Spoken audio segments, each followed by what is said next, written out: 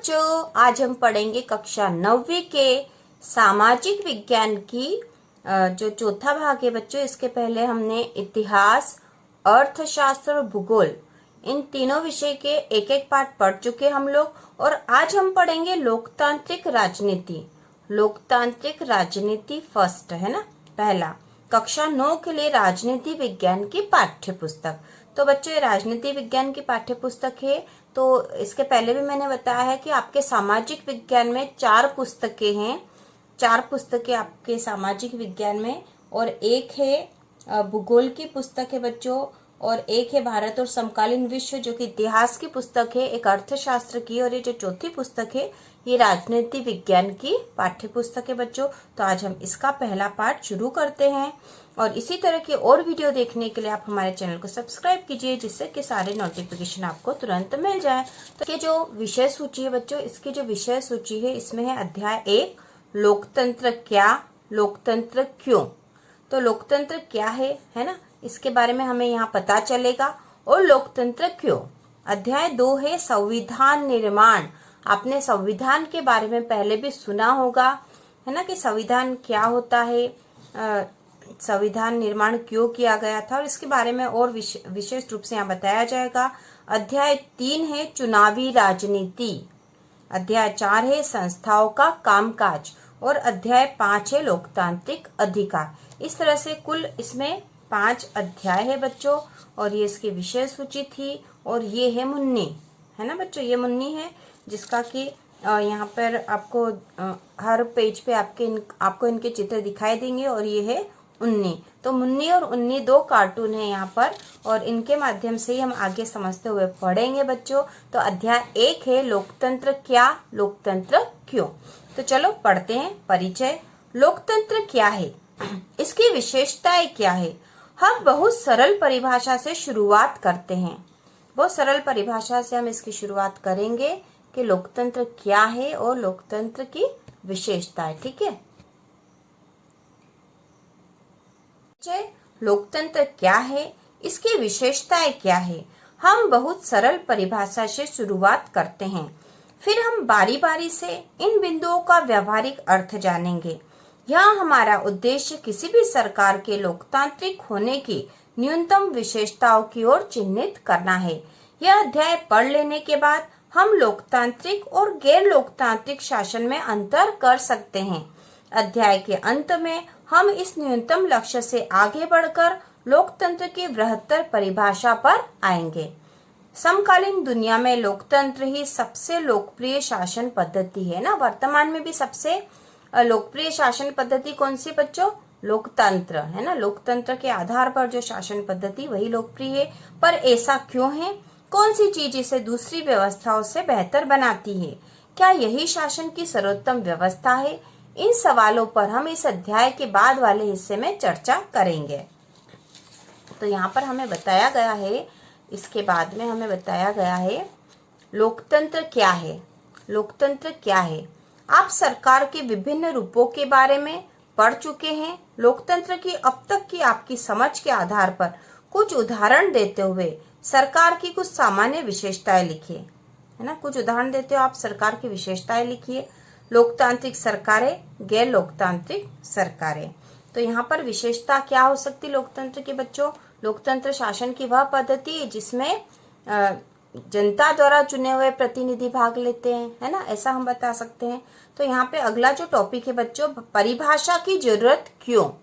आगे बढ़ने से पहले आइए सबसे पहले एक मेधावी छात्रा मेरी की आपत्ति पर गौर किया जाए। यहाँ पे एक छात्रा मेरी की बात बताई जा रही है। वह लोकतंत्र को परिभाषित करने के इस तरीकों को पसंद नहीं करती और कुछ बुनियादी सवाल पूछना चाहती है।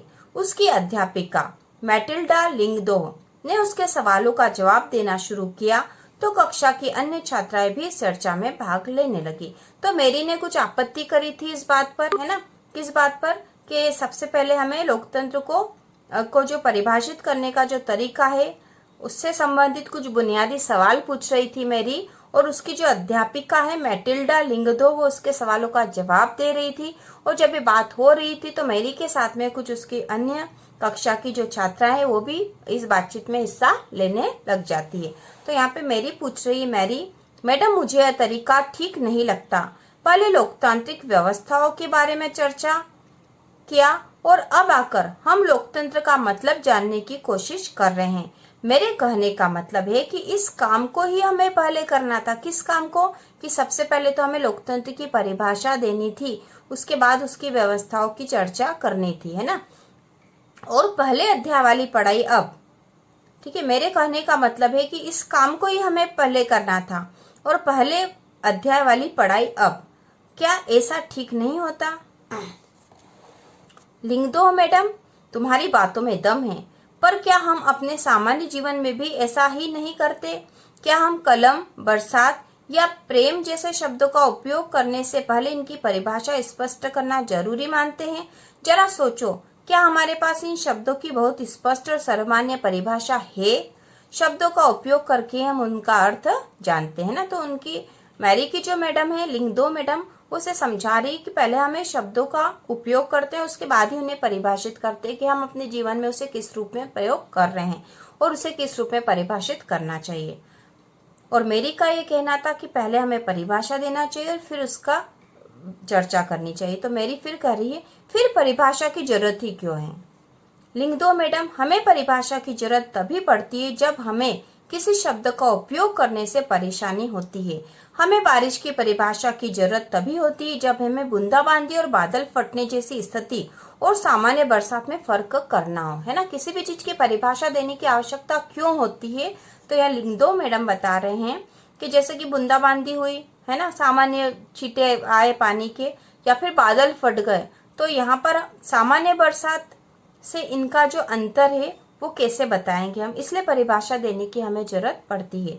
लोकतंत्र पर भी यही बात लागू होती है, हमें इसके लिए भी स्पष्ट परिभाषा की जरूरत है, क्योंकि लोग इस शब्द का प्रयोग अलग अलग अर्थों के लिए करते हैं। बहुत अलग अलग तरह की सरकारें भी खुद को लोकतांत्रिक ही कहती है। तो यहाँ बताया गया है कि अलग अलग तरह की सरकारें भी खुद को लोकतांत्रिक कहने लगती है। अब रिबियांग जो है ये पूछ रहा है, जो कि उसी की कक्षा की छात्रा या छात्र है, लेकिन हमें परिभाषा बनाने की जरूरत ही क्या है?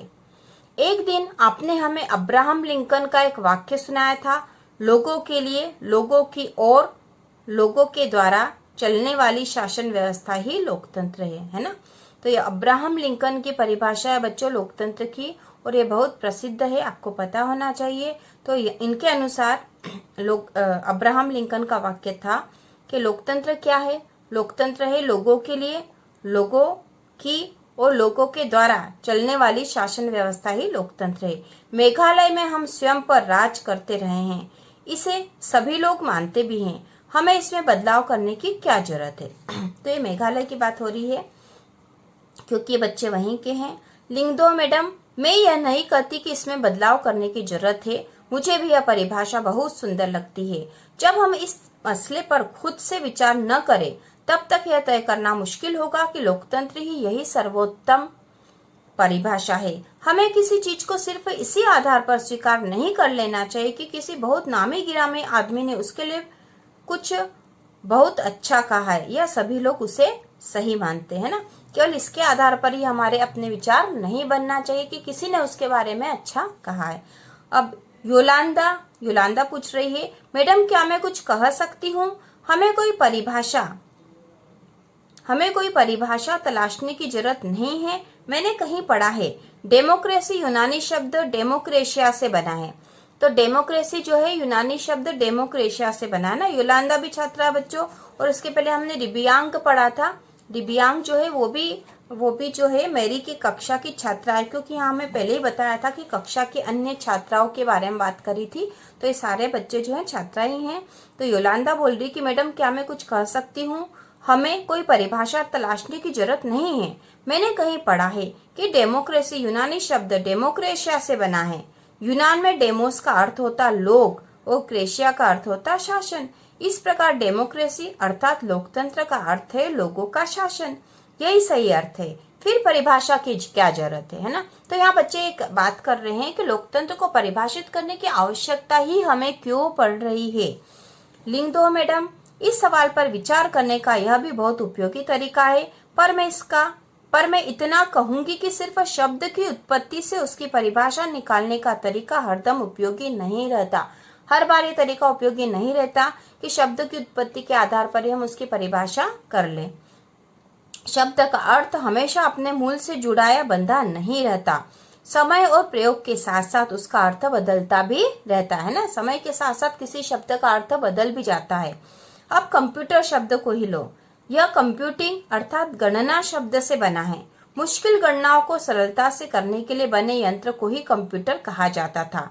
दरअसल ये बहुत शक्तिशाली कैलकुलेटर थे, पर आज शायद ही कोई इस अर्थ में कंप्यूटर शब्द का प्रयोग करता है। अब तो कंप्यूटर का उपयोग लिखने, पढ़ने, डिजाइन बनाने, संगीत बनाने, सुनने और फिल्म देखने के लिए होता है। शब्द वही रहते हैं, पर समय बीतने के साथ उनका अर्थ बदल सकता है। ऐसी स्थिति में सिर्फ शब्दों के मूल अर्थ पर ही भरोसा करना बहुत उपयोगी नहीं होता है ना बच्चों।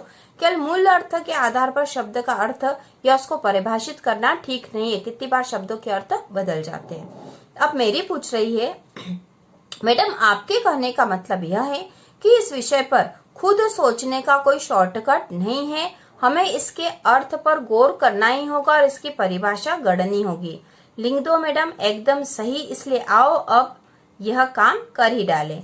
खुद करे खुद सीखे, यहाँ पर कुछ बताया गया। इसके पहले यहाँ मुन्नी कुछ बोल रही है। देखो बच्चे, मुन्नी है और मुन्नी बोल रही है, मैंने तो यह भी सुना है कि लोकतंत्र एक ऐसी व्यवस्था है जहाँ लोक पर तंत्र हावी रहता है। इसके बारे में आपकी क्या राय है? आपकी क्या राय है कि लोकतंत्र में क्या लोक पर तंत्र, तंत्र मतलब शासन प्रणाली से यहाँ है ना, वह हावी रहता है क्या? तो ये अपने से पूछ रही है, आप बताइए इस बारे में। और खुद करे खुद सीखिए। आइए लिंक दो मैडम की बात को गंभीरता से ले और कलम, बारिश और प्रेम जैसे सदा प्रयोग होने वाले साधारण शब्दों की ठीक ठाक परिभाषा लिखने की कोशिश करें। जैसे क्या कलम की कोई ऐसी स्पष्ट परिभाषा है जो उसे पेंसिल, ब्रश, हाइलाइटर या मार्कर से अलग बताती हो? इस प्रयोग में आपने क्या सीखा? लोकतंत्र का अर्थ समझने में इस अनुभव ने हमें क्या क्या सिखाया? तो बच्चों आप इनकी परिभाषा लिख सकते हो, है ना। कलम की परिभाषा क्या हो सकती है आपको खुद सोचना है। अब यहाँ पे दे रखा बच्चों एक सरल परिभाषा। तो हम अभी किसकी परिभाषा कर रहे हैं बच्चों? किसको परिभाषित करने की कोशिश कर रहे हैं हम? लोकतंत्र को, है ना, लोकतंत्र को। आइए उस चर्चा पर फिर से गौर करें जो खुद को लोकतांत्रिक बताने का दावा करने वाली सरकारों के बीच की समानताओं और असमानताओं से जुड़ी थी, है ना। बहुत सी सरकारें अपने आप या अलग अलग देशों की सरकारें यह दावा करती है कि हमारे देश में लोकतांत्रिक शासन प्रणाली है या हमारे देश में लोकतंत्र है। तो ऐसे भी देशों के बीच में तो भी कुछ कुछ असमानताएं होती है। तो क्या समानता और क्या असमानता है? सभी लोकतांत्रिक व्यवस्थाओं की पहचान के लिए एक बहुत ही सरल पैमाना था, लोगों के पास अपनी सरकार को चुनने का अधिकार होना, है ना। बहुत सरल पैमाना है इसका कि लोगों के पास अपनी सरकार चुनने का अधिकार है क्या। इसलिए हम एक सरल परिभाषा से शुरुआत कर सकते हैं। लोकतंत्र शासन का एक ऐसा रूप है जिसमें शासकों का चुनाव लोग करते हैं। तो यह सबसे सरल तरीका, सबसे सरल परिभाषा इसकी यह है बच्चों कि लोकतंत्र शासन का एक ऐसा रूप है जिसमें शासकों का चुनाव लोग करते हैं ना, लोग ही अपने शासक का चुनाव करते हैं। ठीक है, यह एक उपयोगी शुरुआत है।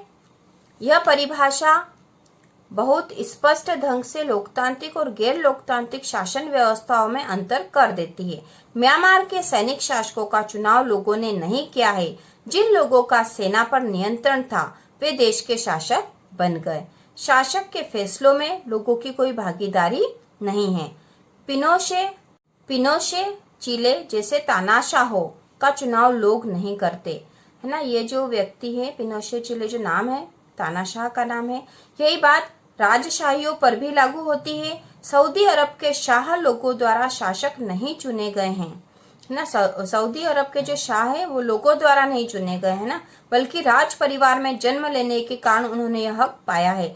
लेकिन यह सरल परिभाषा पूर्ण या पर्याप्त नहीं है। इससे हमें समझ में आता है कि लोकतंत्र का मतलब लोगों का शासन है, पर इस परिभाषा का प्रयोग यदि हमने बिना सोचे समझे किया तो फिर उन सभी सरकारों को लोकतांत्रिक कहना पड़ेगा जो चुनाव करवाती है, और फिर हम सही नतीजे पर नहीं पहुंच पाएंगे।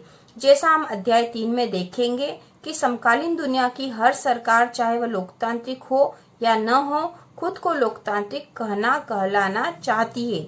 इसलिए हमें असली लोकतंत्र और दिखावटी लोकतंत्र वाली सरकारों के बीच सावधानी पूर्वक फर्क करना होगा। यह काम हम तभी कर पाएंगे जब हम इस परिभाषा के एक एक शब्द को सावधानी से समझें और लोकतांत्रिक सरकार की विशेषताओं को जानें। ठीक है, तो यहाँ पर विशेषताओं को जाने तो बच्चों अगले वीडियो में हम इसकी विशेषताओं के बारे में पढ़ेंगे।